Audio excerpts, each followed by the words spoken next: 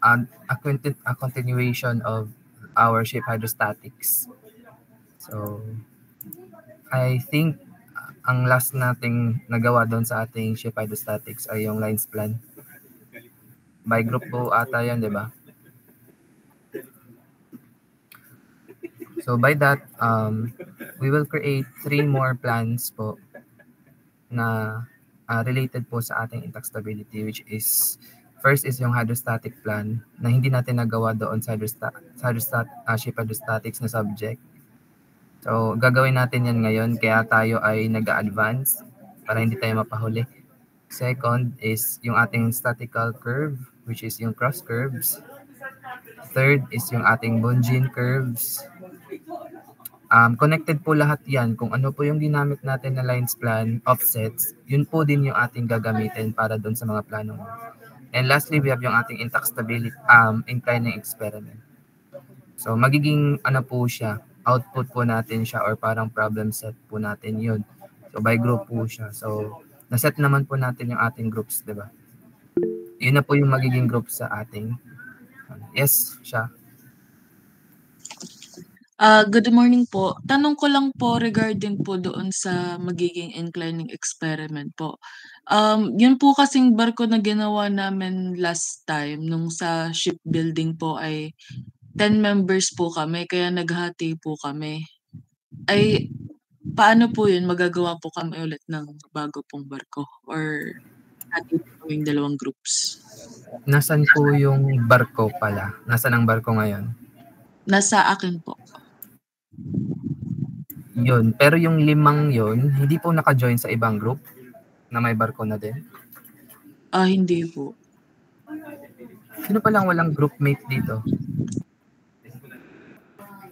Parang na ano na ata. Raise your hand po, yung wala pong groupmates. Felix. Pwede ka namang join sa ano, yung kinabon.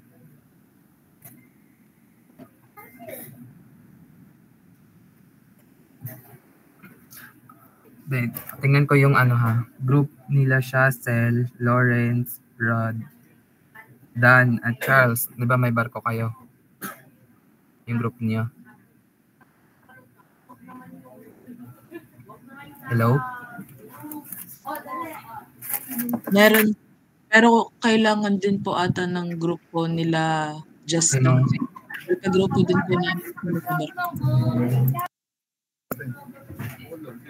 Sila Lance ay ka-groupmate mo dati? Opo, sa barko. Pati si Vince? Walang barko? Si Kuya Vince po ay ka-grupo din po namin sa barko.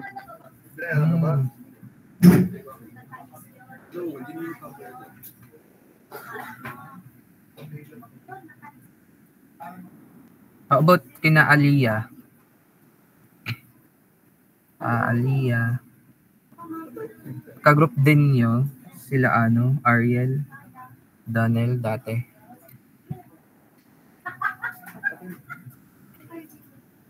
Hello? Sila ano, sila Janelle, may kagrupo nyo ba sila Aliyah dati? Natulog pa ata. Sila po magkaka-group, sir. Dati pa? Apo. Alam ko kina ano kila Carnel, sila talaga din magkagrupo.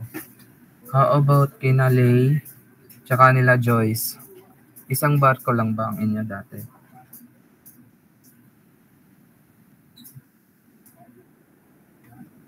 Magkagroup kayo dati? So, isa lang ang walang barko dito. Ay siya, ano, kung hindi nyo magawa ng paraan yung, ano, manghiram kayo, it's either manghiram kayo doon sa nag-re-repeat ng ship resistance or gagawa kayo ng inyo.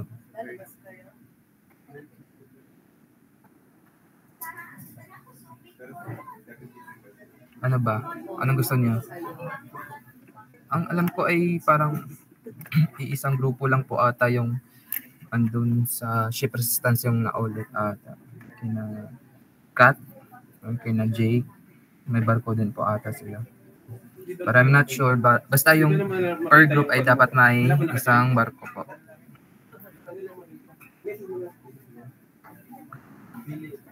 Sige po, sir. Manghiram na lang po kayo sa ibang Pero, barko. And then, sir, kung sakali pong gumawa po kami ng bagong barko po, pwede pong iba na pong plano? Pwede yung ginawa mo dati na line split. Doon ka mag-base. Pwede po. Oo.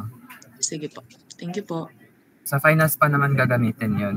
Pero, yun lang. Nire-require ko na meron na kasi alam ko namang sa pahuli ay mabibisi na po kayo. Hindi na kayo makagawa ng barko.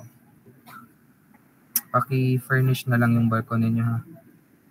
So, again, okay na po yun if ever, it's settled na tayo. Let's start with our lesson. So, again, magkaiba yung pathway ng ating last subject, which is yung ship resistance sa intact stability. So, ang ship resistance ay more on doon sa ating marine engineering na part. So, actually, yung exam natin sa ship marine engineering ay kinukuha doon sa ating ship resistance yung pagkuha ng propellers, pitch, yung mga resistances. Doon po, di ba 5 pong subject natin sa board exam. So, part po ng ating MAREng is yung ship resistance. So, magkaiba po ang pathway ng intact stability sa ship resistance. So, para po siyang bumalik ulit doon sa ating ship hydrostatics, which is yung second year, second sem po ninyo. So, balik po tayo doon sa ship hydrostatics.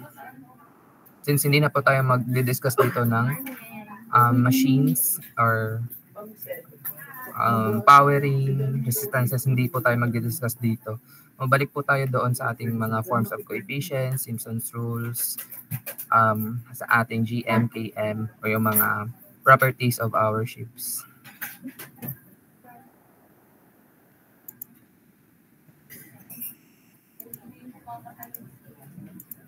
Okay, pwede you see my screen now? Yes po.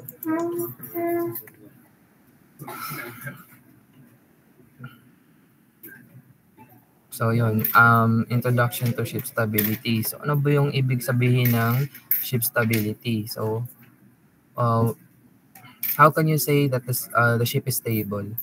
So there are properties or there are conditions that you can say that the ship is stable. So the ship is stable, or i-define muna natin yung ship stability. Ship stability is the ability of a ship to float in an upright position, and if inclined under action of an external force, to return to its position after an external force has been ceased acting.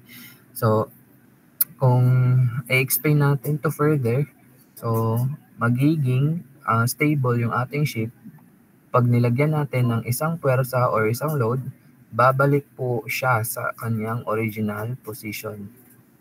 Okay? So, yun po ang ibig sabihin ng ship stability. So, the ship will return to its original position after a load or external force is acting on it. Yun po ang ibig sabihin nun. So, may kinalaman po dito ang ating pressure and buoyancy sa ating the stability of the ship because of the water or because of the environment of the ship na nandun siya. So, the static equilibrium is not enough to determine the stability of the ship. So, stability means what happens or the condition when the ship is tipped over or put by a load or a force. Yun po yun. Yun po yung pinaka-simplest definition ng stability. So, what will happen or what is the condition of the ship if nilagyan natin ng load or force? Babalik ba siya? Titihaya ba siya? Mag-i-incline pa ba siya? Or hindi na siya babalik or magka-capsize na po siya. Okay po?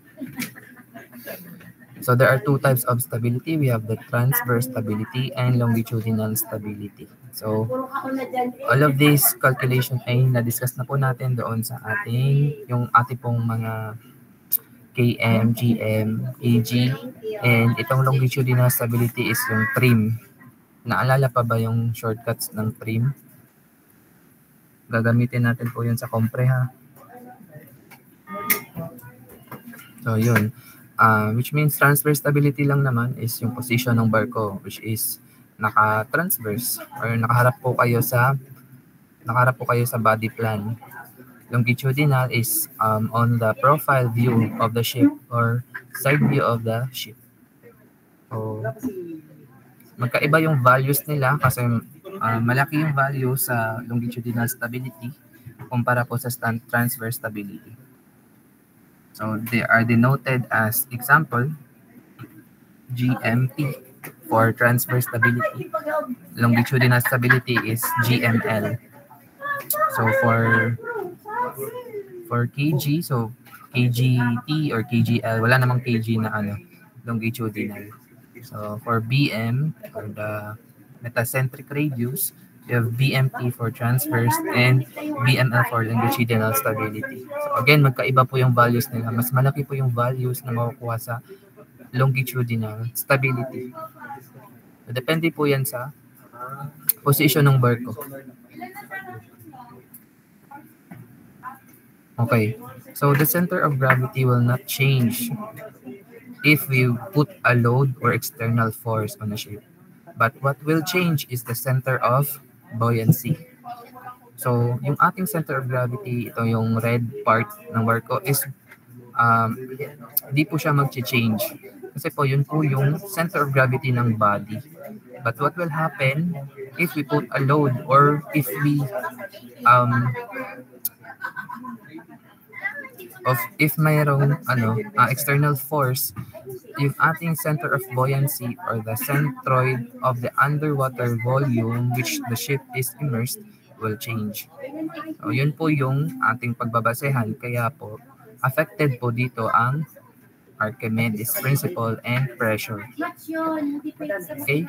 So, the center of gravity will not change, but the center of buoyancy will change to the center of the underwater volume. Of course, kasi po, pag nag-incline yung ship on its waterline, mag-change pa yung waterline, and then yung shape na immerse yung ating barko sa waterline na yun is mag-change din. So, that's why mag-change din yung centroid na yun. So, to apply moments by shifting loads to bring back the ship to its original position, this is no longer a static equilibrium. So, pag bumalik yung barko natin to its original shape, at original position, then the ship is stable. Okay? So, pag nilagyan natin ng load, and then pag tinanggal natin yung load, babalik po siya doon dapat sa kanyang original position. That's how a stable ship is defined.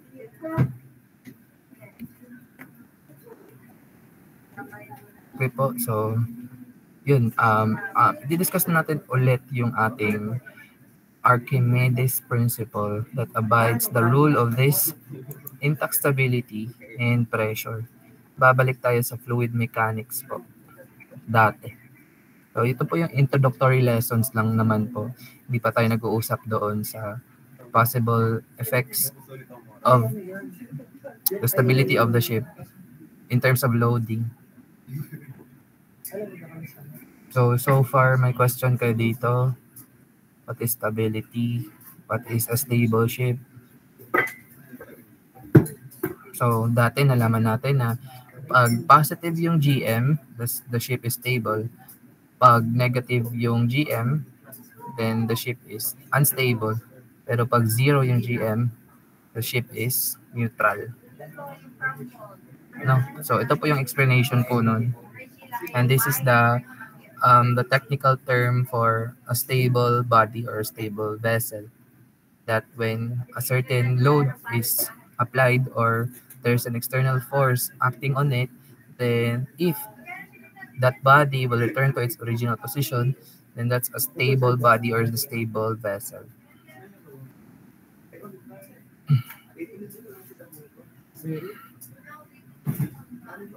So as you can see on this picture, there is a 7 kilogram weight So pag nilubog po natin yan, meron po siyang 2 kilogram na upward force.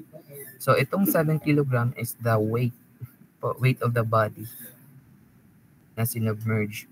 So according to Archimedes' principle that states that the upward buoyant force that is exerted on the body immersed in a fluid, so whether fully or partially, whether po yung 7 kilogram ay nakalubog fully or naka-half or partially submerged, yung weight po ng na-displaced na water is equal to the buoyant force.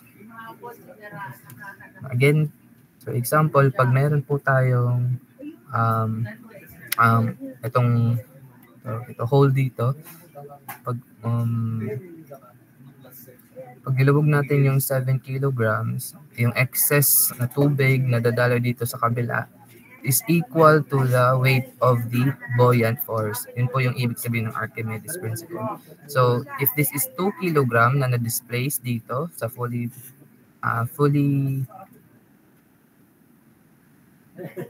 filled na water na container, then kung ano yung timbang dito sa na-displace, yun din po yung buoyant force natin. Okay? So, it's either fully or partially submerged yung body. So the general formula for the Archimedes principle, this is our FB or the buoyant force is equal to the density of the fluid times the gravitational force times the volume. Okay, so volume po yan ng body. Okay, ito.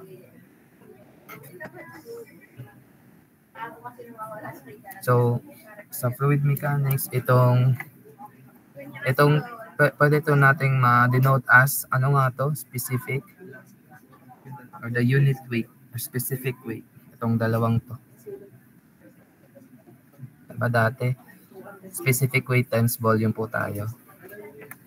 So, ang explain ko na po to dati, yung ating derivation ng formula wherein the buoyant force is equal to the below force minus the upward force acting on the body.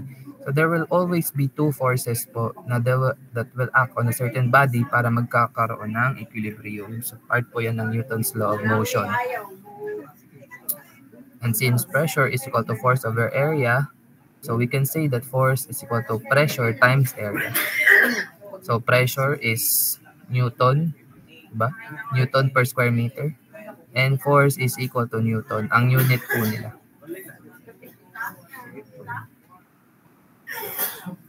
So therefore, since pressure is equal to the rho GH, alam po natin yan dati.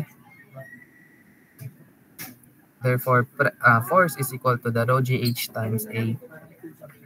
And mapapansin nyo, itong H times A, area, square meter times meter ng H is equal to the cubic meter. Ano po? Or that is equal to the volume. So, dyan po nang gagaling yung ating buoyant force. Of course, yung ating height na yun is the difference of the height of the first one and the first two. This one. So, recall na natin ano yung factor that affects pressure. Based from the formula. Diba, pressure is equal to the rho GH or pressure is equal to specific weight times height. Ano nga yung dalawang lagi kong sinasabi na nakaka-affect sa pressure? Ano yung factor na yun? Naalala niyo pa ba yun?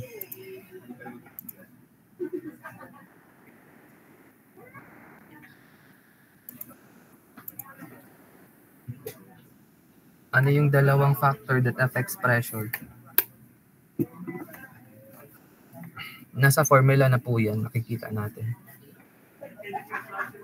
Lagi ko yan binabanggit nung nag-fluid mechanics po tayo. First is the...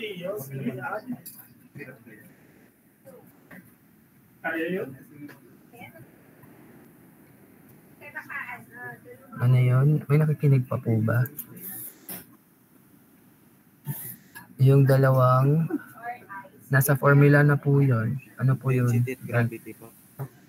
Hindi po. Ang isa, mali yung isa. Force and area po. Mali pa din. Dadala ko nga yun sa Lukban ay mas mataas ang ahon sa Lukban. The height and the? Density. Okay, height and density. Hello, kinalimutan nyo na agad. Isang semester lang yun. So yun, di ba nag-discuss tayo dati sa fluid mechanics na pressure does not affect on the shape of the vessel or the shape of the body, but it affects on the height of the liquid inside and the property of the liquid inside, or that's the density of the liquid. So that's density and height.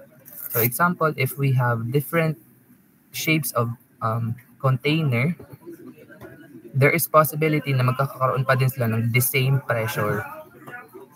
Magkakaroon lang the same pressure if the same po ang height and the same po yung liquid inside the container.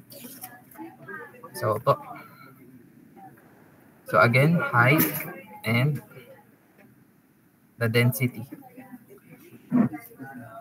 Yung gravitational pull naman natin ay this is constant na po, 'di ba? This is always constant. So that these are the factor that affects pressure, density, and height. So yun, na-review ulit natin. No? So yung mga example po natin ay galing din po sa ating fluid mechanics. So let's have an example ulit ng Archimedes principle.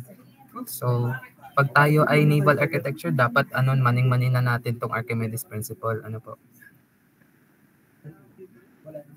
So let's have ito yung example natin dati sa module natin sa fluid mechanics. So again, if there are body floating fully or partially submerged, there are two forces acting on it. So we have the upper and the lower. So yung upper is the buoyant force and yung lower is the weight. So therefore, this is equal. Magiging equal talaga yan kasi yun po yung rule ng Earth natin. Para magiging equilibrium yung bodies, hindi po tayo lulutang, hindi po tayo kaya po tayo stable because of these two forces. Kung wala yan, para po tayo nasa space. So dapat mag-equal yung weight and buoyant force. Dati, ang ginagamit natin is ito. Kung naalala nyo pa to. Ito yung weights. Ito yung buoyant force. And since ang buoyant force is water, so water po ang gagamitin natin.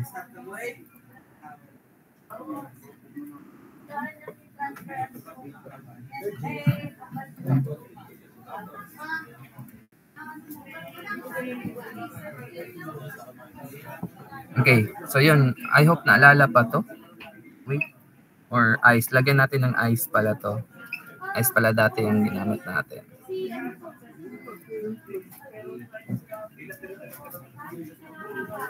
So yun. Naalala pa ba to yung mga specific weight ng ice? How do you get the specific weight? 'Di ba galing lang naman to sa density times gravitational pull. So again, that is the specific weight of water times the SG of the ice. Okay. Uulitin po natin yung SG ng ice is equal to the specific weight of the ice times the specific weight of water. So therefore, the specific weight of the ice is equal to the SG of the ice times the specific weight of water. Yun. So dapat hindi kinakalimutan yung formula natin dati.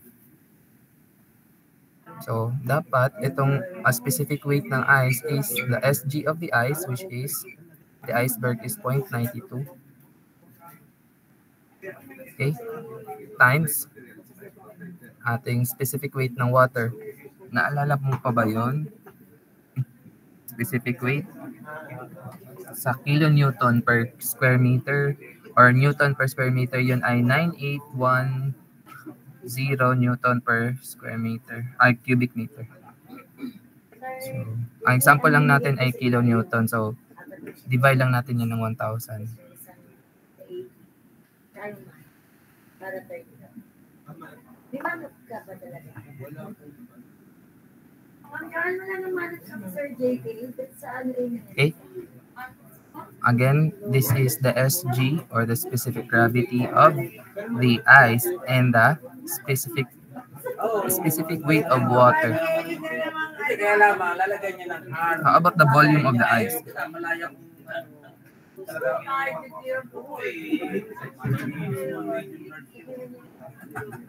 What is the volume of the total ice? Diba ito yung volume of the exposed, which is above the water surface is equal to 1,000 cubic meter, and this is the volume displaced.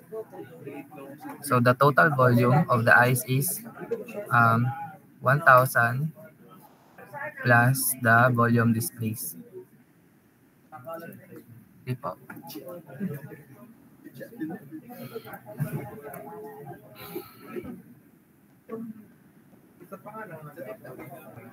So how about the specific weight of the water? So basehan lang dito sa kung ano yung na-submerge na volume. So the specific weight of water is equal to 9. Sige, ibebase natin dito sa SG of water. Ano yung SG ng water? This is salt water.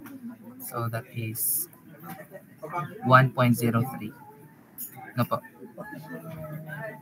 Times the specific weight of water, 9.810 kilonewton per square cubic meter, times the volume of the water. So the volume of this part here, ano po? So that is, since ito po ay water na po, ito yung submerged portion ng ice na nasa water. So yun po yung basehan natin na volume. So that is the volume displaced. Gets po ba? I hope naalala nyo pa to.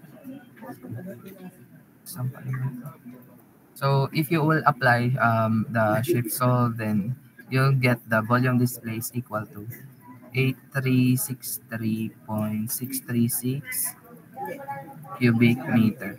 And ang hinahanap po dito is the volume of the what is the total volume? So the total volume, this one is 1,000. That is the volume of the above surface and the volume of the displaced. Okay, so that is 1,000 plus 8363.636. So volume total is 9363.636. Tama ba? Cubic meter. That is the total volume.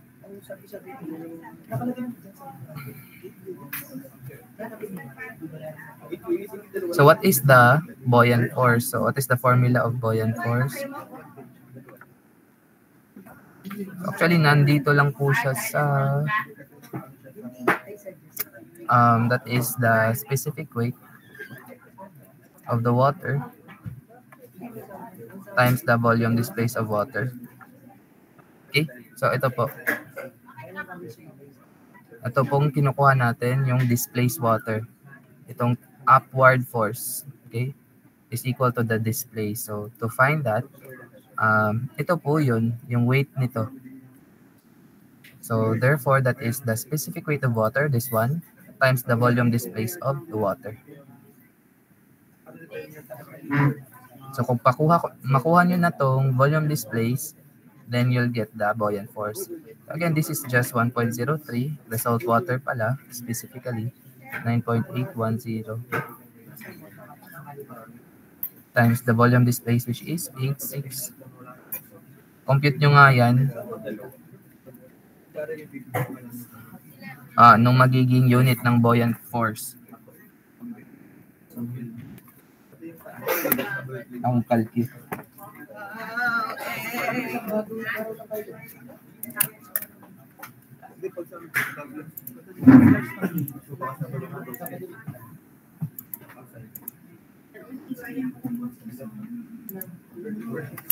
So that is the specific weight of salt water, specifically, specific gravity, 1.03 times the specific weight of water, 9.81 kilonewton per cubic meter times the volume displaced of water, that is 8363.636.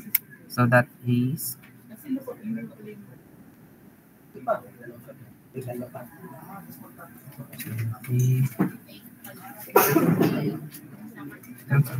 sagot ninyo 84, tama ba? Hindi ako sure. 84508.687. The unit is kilonewton. Again, that is just force, so that is in terms of newton.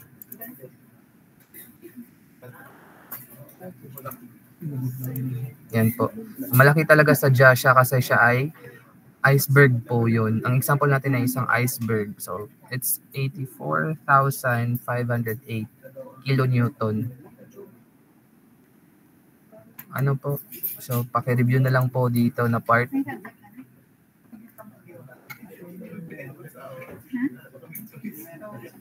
Saan ba yun? So again, the buoyant force is equal, ito na po yun. Wala lang, paano ba itong drawing? Ito na po yun. Pag nasolve mo itong VD, which is ito yung una natin kinuha, yung volume displaced, makukuha natin ang buoyant force. Again, the buoyant force is the upward force. So this is just the weight of this one. That's the buoyant force. So, if puno tong tubig dito, pag meron pong ating may hole dyan, kung ano yung na-displace, yun po yung weight ng buoyant force. May kisolve ako dito 2 and 3 sa module. So, hanggang ang oras na tayo? Ulitin natin to Find the submerged depth of the box and buoyant force exerted by the water. Bibigyan ko kayo ng final answers, and then pag dumating na yung ating module, then you will answer this here. Okay? Mag-iiba yung ating problem set pala. Kasi ang nangyari sa inyo dati, karoon tayo ng module pero sinulat nyo na lang po dito. And then may cases pa na binigay nyo na po sa ibang courses, sa ibang lower years. So kaya mag-iiba tayo ng preset. Aside from the worksheets na nandun sa manual, iibahin ko din po ang worksheets. Okay, problem sets. Dalawa lang naman po yun. Okay, let's have, para hindi po masyadong mabombarded with all these things. Then, last thing is, we discussed the water pressure. Again, the same lang naman po sa pressure na diniscuss natin sa fluid mechanics. But the examples will be discussed, more examples will be discussed on our face-to-face. Okay? So, let's have the definition of water pressure or thrust. So, more on introductory po nga tayo. So, mga units nito is naka-base po sa mga vessel or containers. Hindi pa po siya naka-base po sa mga barko or vessel.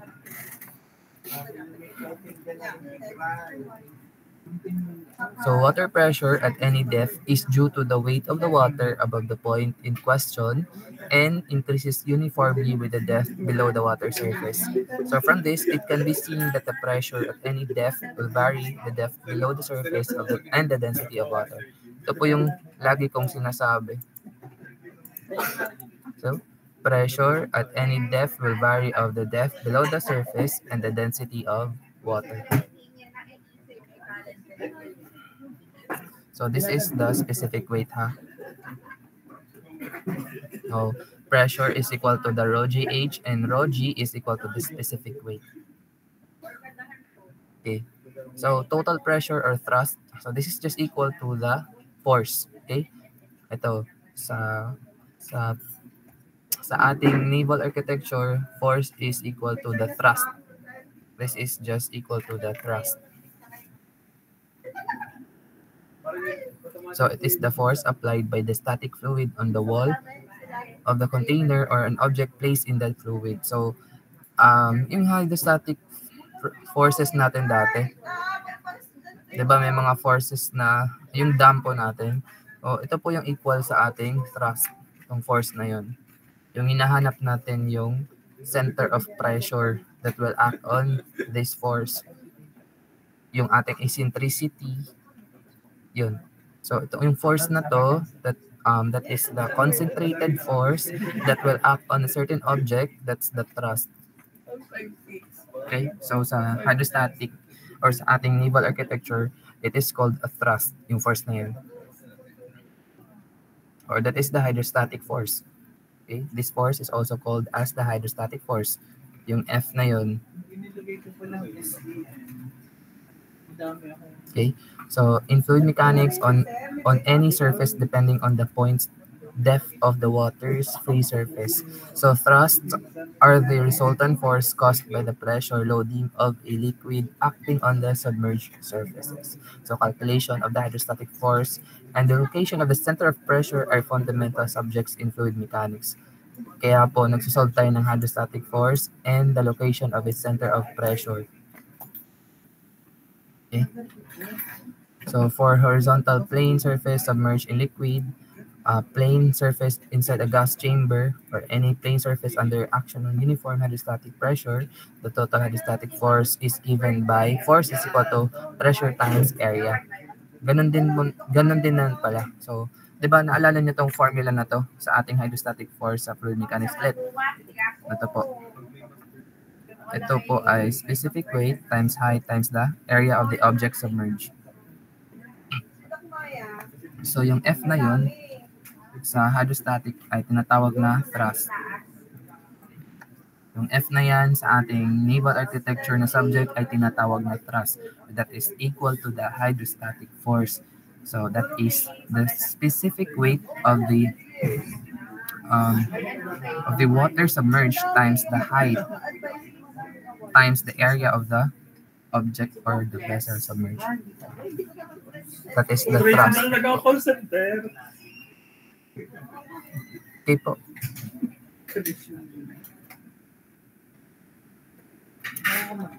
Ayos pa sa mas mabusay na nagay pa. Lalo pa siya. So, Matigas, pag nireret, tapos may pangkulang sila. yun. So, yun naman po. So, ang mga example na natin dito is more on the ship part na po. So, yun. Nakasulat naman po dito yung example natin. Let's discuss na lang po further dito sa ating face-to-face po. Or sa next, mag-online pa ata po tayo.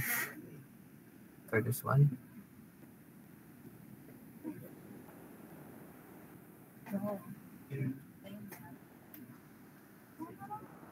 Okay. So, yun. Hanggang doon lang muna tayo para paki-review na lang ako dito sa force. Hanggang doon lang naman po. Hindi naman po tayo aabot dun sa eccentricity, sa center of pressure. Of course, may center of pressure pa din, pero yung basic lang po, yung naka-horizontal plane lang po. Hindi po naka-slant. At saka hindi na po natin gagamitin yung curved surfaces. Parang introductory lessons lang naman po bago tayo mag-proceed doon sa ating formal lesson ng intact stability.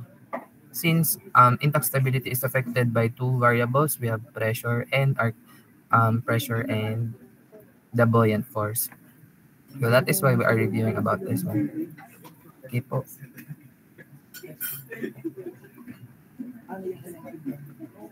So, question so far? Ang bilis.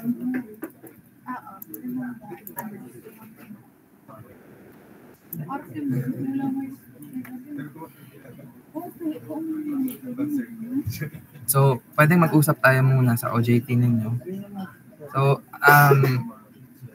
since lahat naman ata mag-OJT. Si Jobert ba mag-OJT sa summer? Jobert.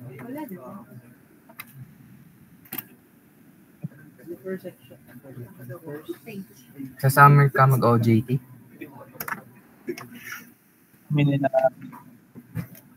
Again po ha, kung iisipin nyo po yung inyong subjects na naiwan. Dapat, before kayo mag fourth year or first semester of this August, dapat tapos na kayo sa intact stability and sa MDB or that's mechanics of deformable bodies. Kasi ang mangyayari doon, pag hindi nyo nakuha yung dalawang subject na yan, hindi nyo makukuha lahat ng subjects po sa first semester. So, uunahin nyo po yung dalawang subject na yan bago kayo mag-OJT. Kasi pwede na mag-OJT sa first semester. Kasi po, yun yung po yung nangyari sa kay Charlene. Hindi niya po nakuha yung MDB. And since required po siya sa ship structural design, and lahat po ng subject na yun ay co-requisite po. Lahat. Doon po sa ating first semester na subject. Hindi niyo makukuha yung 40. Wala po kayong subject po sa first semester pag hindi niyo nakuha yun. Unahin yung MDB and intact stability. Yun lang po ang kailangan para mag fourth year standing po kayo. So regarding sa OJT, napasa ko naman po sa OSTAL, and I think sa Subic po ba natanggap sila? Hindi pa nagre-reply. Pero kinokontak namin ni ma'am yung sa Subic na ano. And then if ever may contact kayo doon sa pinag-OJT-han ng fourth year last sem, pwede kayong doon na. Like yung sa Josefa ata yun, yung sa Pangasinan, may MOA na po doon. Hindi na kayo hindi na kayo mag-apply ng MOA. Pati doon sa pinag-OJT-han nila John Rick. Saan nga yun, sir? Pinag-OJT-han nila John Rick, sir? Cavite. Josefa, ayun nga pala yun. Stoneworks po. Yun, Stoneworks. Yung Stoneworks. Yun. Pwedeng doon na kayo, then hindi na kayo mag-a-apply ng MOA. Then sa Subic try namin, wala pa naman po nag-OJT doon, so kailangan pa mag-apply ng Memorandum of Agreement between the school and the company. Sa OSTAL naman, ito po, ata pwede sa Stone. Hindi na daw po ata. Tunay ba? Tinanong nyo? Baka hindi sila. Hindi daw sila natanggap. Sure. Sinabi ni Kate?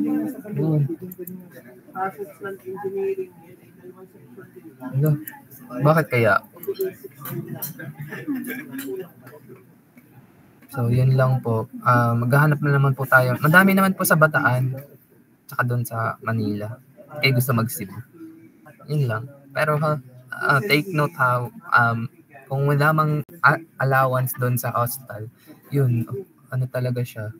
Sa inyo talaga lahat ng gasto po doon. Kung gusto niyo doon. But rest assured po, maganda po doon. Super.